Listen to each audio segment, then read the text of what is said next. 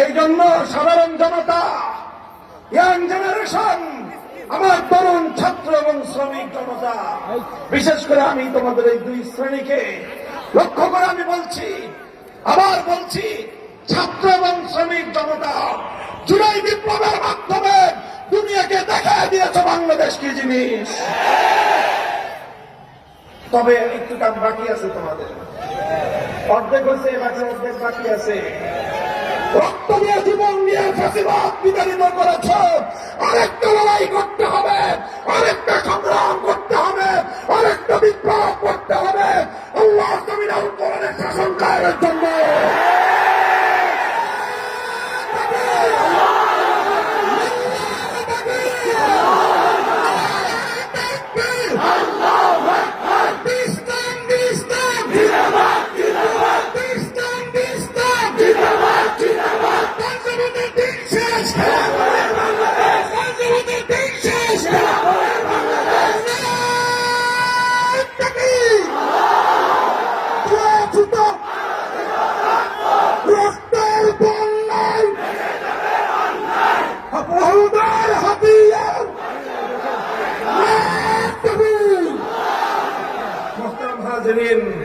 নিয়তকে খালেজ করেন, আল্লাহর জন্য জীবন দেন, আল্লাহর জন্য যৌবন দেন, আল্লাহর জন্য ত্যাগ আর কোরবানি স্বীকার করেন, আল্লাহর জন্য জেল খাটেন, আল্লাহর জন্য জুলুম সহ্য করেন।